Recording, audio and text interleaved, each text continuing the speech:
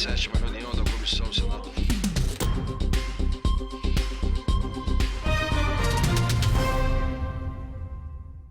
Olá, qual é a qualidade do ar que você respira?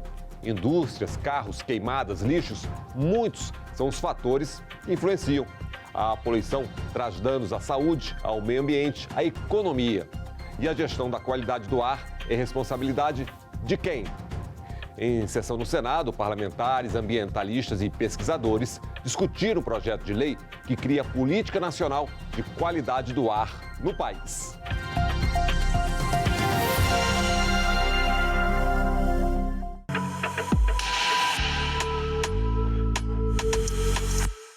A poluição do ar, segundo a OMS, a Organização Mundial da Saúde, está entre as 10 emergências médicas atuais, junto com as mudanças climáticas. É mais grave entre a população vulnerável e afeta principalmente crianças e idosos. Um idoso, uma criança pode respirar uma concentração alta de material particulado e 2 horas depois vinha a óbito numa morte que não deveria ocorrer pela alta concentração. Então, a gente vê o impacto que o material particulado tem, é o grande problema de saúde pública. Segundo a estimativa da ONU, 7 milhões de pessoas morrem por ano em decorrência de doenças relacionadas à poluição atmosférica, como asma e câncer de pulmão. A poluição do ar foi responsável por 51 mil mortes em 2018 no Brasil. É mais do que os 32 mil que resultaram de acidentes de trânsito, que é algo que o Brasil também, infelizmente, é reconhecido internacionalmente. Apesar da poluição atmosférica não reconhecer fronteiras, sem dúvida nenhuma, a gente tem um impacto muito maior nos países em desenvolvimento e nas populações com maior vulnerabilidade. E como a poluição do ar impacta na nossa saúde e na economia do país? Vamos às projeções. Segundo o estudo do Instituto Saúde e Sustentabilidade, em 6 regiões metropolitanas brasileiras, onde vivem 23% da população, serão cerca de 128 mil mortes precoces de 2018 a 2025. E no mesmo período, 69 mil internações no SUS, a um custo de mais de 120 milhões de reais. E um detalhe, esse estudo não considera os efeitos da pandemia da Covid-19. Ela tem impacto em termos de prematuridade, baixo peso ao nascer, asma, deficiências cognitivas e neurológicas, além de também interferir em questões respiratórias agudas, especialmente em crianças. É uma inimiga particularmente perigosa, pois é silenciosa e persistente. A lentidão do impacto da poluição do ar sobre a saúde torna menos evidente, para senso comum, a associação entre a causa e efeito. É uma ameaça para a economia da saúde pública, uma vez que ela impõe gastos que são da ordem de aproximadamente 100% do PIB global. Isso, para vocês terem uma ideia, em 2019 isso representou mais de 8 bilhões de dólares em apenas um ano. A redução dessas emissões, elas são fundamentais para a qualidade de vida e também em termos econômicos para o setor saúde e para os países. Qualidade do ar e legislação. No Brasil são vários normativos, da União e dos estados, e uma lei federal. A lei de 1981 instituiu a Política Nacional do Meio Ambiente, dando suporte às medidas de gestão da qualidade do ar, como monitoramento e controle ambiental. O país também conta com o Programa Nacional de Controle da Qualidade do Ar, o PRONAR. Entre as suas atribuições, estabelecer limites para as emissões, licenciamento ambiental e um inventário nacional de fontes e poluentes, ou seja, quem ou o que está poluindo o ar. A legislação brasileira hoje é baseada em normas infralegais, né? Não tem força de lei, não há previsão de recursos, não há sanções, né? Relacionadas ao não cumprimento das normas, não há recursos vinculados para o cumprimento das normas, o que torna todo esse arcabouço muito frágil, né? Acaba sendo um trabalho muito do voluntarismo, né? E da decisão de momento de cada estado. A qualidade do ar é um tema que vai muito além da questão ambiental, ela perpassa essencialmente saúde e a saúde pública, trata de mobilidade urbana, transporte, uso e ocupação do solo e várias outras áreas onde a área ambiental, o Conselho Nacional do Meio Ambiente, não tem competência para legislar. Por isso, a importância de uma lei específica. A gente vem de um país que ficou 28 anos com a mesma legislação de qualidade do ar. Quer dizer, a legislação de qualidade do ar é de 1990, gerada com os conhecimentos de 1980. E a gente só em 2018 atualizou. Né? Então, a gente nota um grande problema, talvez no sistema mesmo, né? Porque é uma dificuldade. Não faltam avanços nos conhecimentos científicos. Né? Aconteceu algum problema no sistema de gestão que a gente ficou 28 anos sem observar que a ciência mudou. Na maioria dos países do mundo que tem legislação a respeito, foi feita a legislação, a lei, e da lei se fez a regulamentação. No Brasil foi o contrário. Né? O Conselho Nacional de Meio Ambiente trabalhou durante mais de 30 anos fazendo regulações a respeito, mas chegou um ponto que havia uma pressão de se fazer certas coisas na resolução CONAMA, onde não se havia competência do CONAMA para poder tratar. E falando em fragilidade jurídica, vamos ao projeto de lei em análise no Senado. Ele institui a Política Nacional de Qualidade do Ar e cria o Sistema Nacional de Informações. E ainda estabelece limites máximos de emissão de poluentes por fontes, como indústrias e veículos automotores. Na justificação do PL 3027, que institui a Política Nacional de Qualidade do Ar, o autor, deputado Paulo Teixeira, expõe a lacuna em nosso ordenamento legal, no que se refere ao controle dos níveis de concentração de poluentes atmosféricos. Esse projeto de lei da Política Nacional do Meio Ambiente do Qualidade do Ar é uma iniciativa importante, né, para a gente tratar desse tema de uma forma bem mais abrangente. A gente, como já foi citado, nós temos algumas legislações em nível estadual e no CONAMA, mas é importante que a gente aborde essa questão de uma forma mais ampla. Na sessão do Senado, parlamentares e especialistas discutiram as mudanças efetuadas pela Câmara do texto original. E algumas dessas alterações foram motivo de críticas, como a exclusão da participação social na elaboração de políticas públicas sobre o tema. A gente, inclusive, mencionou que isso poderia ser objeto de inconstitucionalidade, porque vai contrariamente a decisões já assentadas no Supremo Tribunal Federal, nos órgãos de controle, de que controle social é garantir a participação social na formulação, implementação e execução da política pública, e a gente aponta isso como uma questão muito grave. Ele era muito mais robusto, caiu para 22 agora. Deixou-se de lado o controle social, não menciona mais a OMS como meta de padrão, exclui o município. Não é comum, senhoras e senhores, que o texto de um projeto de lei receba 2 substitutivos em uma só casa. De fato, houve em 2021 alterações profundas feitas no PL, como o próprio senador já pontuou, que houve uma redução de 44 para 22 artigos no PL, de forma um tanto unilateral por parte do Ministério do Meio Ambiente de então. Os diálogos foram pouquíssimos. Então, como melhorar, ajustar o projeto de lei? Entre os pontos muito discutidos na sessão temática estão os parâmetros, critérios para a medição da qualidade do ar. Considerar ou não os padrões sugeridos pela Organização Mundial da Saúde. Um dos principais objetivos do projeto de lei original era adotar os padrões da OMS como valores seguros para a concentração de poluentes no Brasil. Na Câmara dos Deputados, o projeto recebeu 2 substitutivos. No entanto, na última comissão a analisar o PL, a Comissão do Meio Ambiente e Desenvolvimento Sustentável, foi aprovado um novo substitutivo que eliminou do texto qualquer menção à OMS. O mais importante é entender que as diretrizes da OMS, elas não são critérios juridicamente vinculantes. Elas são concebidas para poder oferecer bases, parâmetros para que os governos possam, com base na melhor evidência disponível, dar seguimento à gestão da qualidade ambiental e monitorar a qualidade do ar e, assim, proteger a saúde humana. A OMS, ela estabelece seus padrões nas suas diretivas, mas ela também estabelece padrões intermediários. E isso é o que a gente tem negociado dentro do CONAMA e dentro do próprio projeto de lei.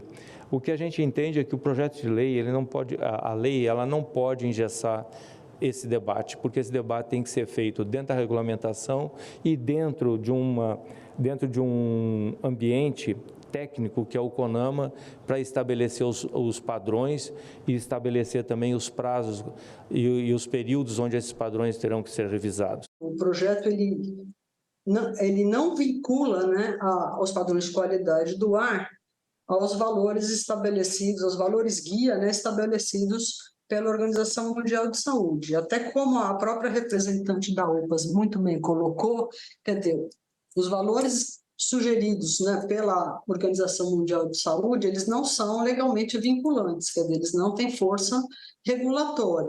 A gente entende que o padrão irá perseguir a meta de proteção completa da saúde. Porém, talvez as condições econômicas e sociais não permitam a implantação imediata, como os outros países fazem. Isso é um primeiro ponto que é bastante importante, a gente precisa entender essa questão. A própria ONU cita que os estados devem considerar, né, antes de adotar os valores propostos como padrão, todas as condições econômicas, as condições sociais, as condições de desenvolvimento tecnológico. Então, a gente entende que é acertada a decisão do PL de remeter essa discussão ao CONAMA, que é um órgão que tem historicamente a tradição de estabelecer os padrões de qualidade do ar e também dos diversos meios, tem expertise para tal, tem representatividade de diversos setores da sociedade com um cunho técnico. E como saber se houve ou não alterações na qualidade do ar? Além da medição, é preciso também estabelecer prazos de revisão, ou seja, acompanhamento periódico das condições climáticas. E que essa revisão esteja prevista na legislação. A legislação americana, por exemplo, estabelece que as revisões precisam ser feitas periodicamente, por exemplo, a cada 5 anos. De fato, o que acontece então não importa se o padrão vai ser alterado ou não, mas o órgão gestor, que no caso da agência americana é a Agência de Proteção Ambiental, precisa se pronunciar. Podemos aumentar? Devemos diminuir? O que nós devemos fazer? Certo? Essa é hoje uma grande cobrança da comunidade sobre resoluções CONAMA, resoluções estaduais. Quando chegaremos no padrão da OMS? Chegaremos no padrão da OMS ou podemos apertar um pouquinho naquelas médias intermediárias que estão previstas? Lembrando o que o professor Neival falou, a questão do prazo é uma questão extremamente importante, nós concordamos com isso, né? A questão do prazo de revisão. E aí eu só quero lembrar que a resolução CONAMA 491, ela traz esse prazo de revisão. Ela estabelece que a cada 5 anos os padrões deveriam ser revisados de acordo com a capacidade socioeconômica e de suporte que se fosse necessário para que se adotassem os novos padrões, né? Isso foi o que o senhor falou, né, professor? Isso é extremamente necessário. Talvez uma pequena alteração, não muito grande, no projeto de lei atual, simplesmente explicitando a necessidade de revisões periódicas e estabelecendo a temporalidade. Os americanos, por exemplo, 5 anos. Né? Então, isso é uma modificação que seria muito bem-vinda no texto apresentado. Padrão de qualidade, prazo de revisão, mas o mais importante, as redes de monitoramento. São várias pelo país. Muitas não funcionam como deveriam e por diversas razões. O monitoramento deficiente compromete a gestão da qualidade do ar. A gente precisa avançar primeiro na rede de monitoramento da qualidade do ar. Prevista já na legislação há 34 anos, hoje só 11 estados têm. Hoje, 16 estados ainda não têm rede de monitoramento da qualidade do ar, região amazônica, por exemplo. Hoje, essa rede, em alguns estados, ela tem uma estrutura adequada, mas são poucos estados, mas no país, de modo geral, não tem. E creio que, no nosso entendimento, que essa rede ela tem que ser estabelecida levando em consideração também a questão de densidade urbana, a questão de dispersão do ar, capacidade de dispersão do ar, né, e as condições econômicas de cada estado em dar suporte a essa rede. É muito, muito raro a gente encontrar estações que atendem às atuais recomendações da OMS, né? Sendo que a poluição varia nas estações, com muitas estações ultrapassando até o padrão intermediário 1, né? Que é o padrão menos exigente vigente hoje no Brasil. essa rede não é uma situação, não é uma questão simples, ela é uma questão de tecnologia, uma questão científica, onde você tem que ter pessoal técnico adequado para dar suporte a essa rede, tanto na questão de manutenção dessa rede de monitoramento, manutenção de hardware, né, de suporte físico, quanto de pessoal técnico qualificado que faça a análise adequada dos dados coletados, né? E esses dados eles têm que ser consolidados no âmbito estadual e no âmbito federal para que as políticas adequadas venham a ser adotadas ao longo do tempo. A gente tem problemas, sim, relacionados à questão de monitoramento, como o colega antecipou. A gente precisa de deixar na lei mais claro vamos dizer assim, esse empurrão para estados e municípios gerarem suas redes de monitoramento, fazerem os seus planos. Outras questões: conhecer os tipos de poluentes, onde estão, nível de concentração e de risco para a população e ao meio ambiente. O inventário das condições climáticas é importante para a aplicação de políticas públicas, inclusive para a saúde. O Brasil não tem um inventário nacional. Inventário é o quê? Determinar onde estão as principais fontes de emissão. Seja ela industrial, seja ela veicular, seja ela a difusa, que esse projeto de lei traz. E a poluição difusa é onde se enquadra as emissões advindas do mau uso da terra, como queimadas, incêndios, e que, fora das regiões metropolitanas, é o principal contribuinte da degradação da qualidade do ar. Eu preciso ter um inventário, eu preciso medir. Sem medir, como é que eu vou fazer um plano? Como é que eu vou agir? Então, isso nos falta. A gente sabe de toda a dificuldade que é em elaborar esses inventários. Então, na verdade, às vezes o plano ele poderia incorporar um inventário, né? Isso agilizaria também o processo. É muito importante que na discussão de uma política nacional de qualidade do ar seja considerado do ponto de vista da saúde, no sentido de que fortalecer a rede de monitoramento da qualidade do ar. Essas informações elas são fundamentais para o setor saúde, inclusive para que seja possível territorializar o olhar das políticas públicas. Então, em determinadas localidades, eu tenho diferentes impactos à saúde de acordo com as características daquele território. Então, isso é muito importante. Estrutura física, mão de obra qualificada, pesquisa. Agora, estamos falando de recursos, investimentos. Como aparelhar estados e municípios para a implantação efetiva da Política Nacional de Qualidade do Ar. A lei dá incentivo para que a rede de monitoramento no país ela venha a ser implementada, né?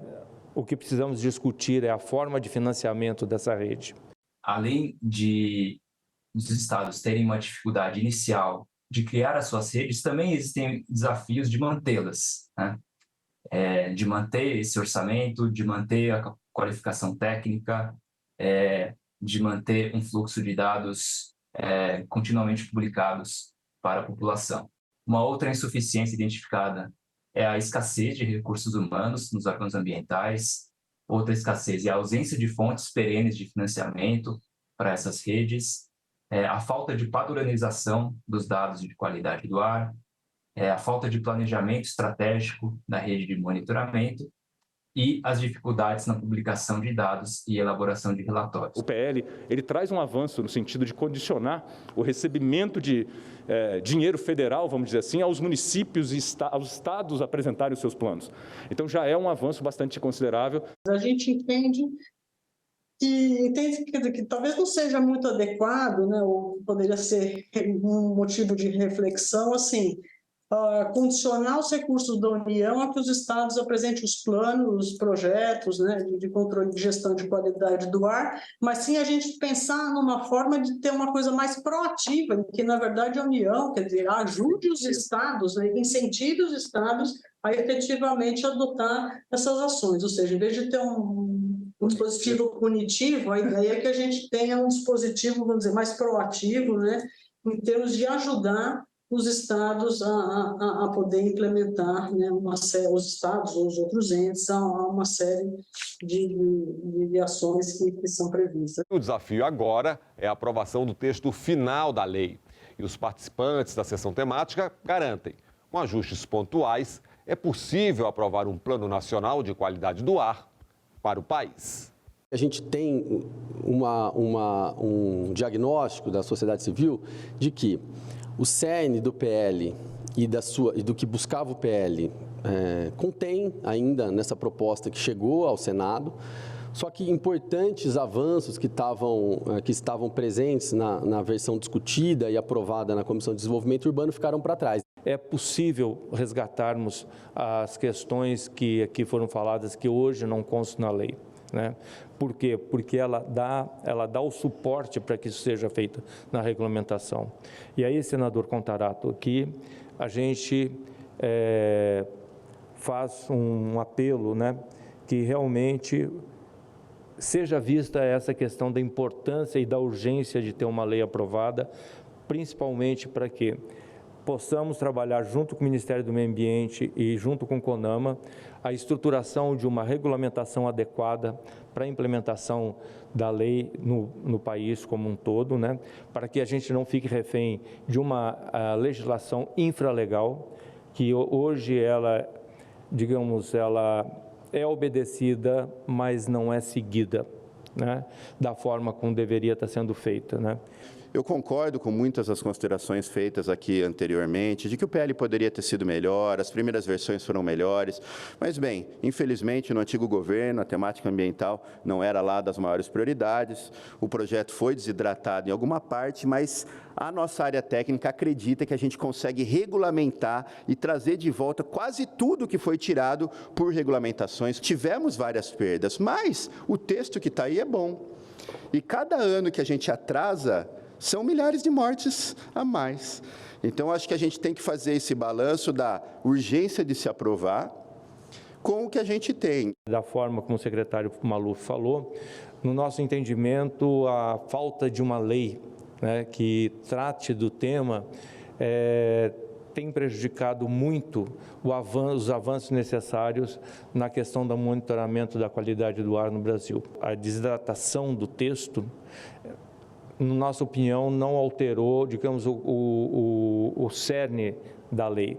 Ela traz todos os instrumentos necessários para que seja feito um adequado monitoramento da qualidade do ar e, na regulamentação, a gente pode resgatar tudo aquilo que foi, digamos assim, que ficou na proposta que foi aprovada na CDHU. A gente acha que o arcabouço hoje definido, ele está bom.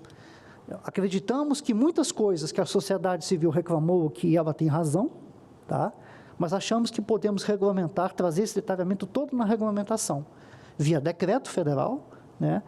Já que no nível mais detalhado, técnico, o Conselho Nacional de Meio Ambiente já o fez. Saúde é um direito social, está lá na Constituição. O direito ao meio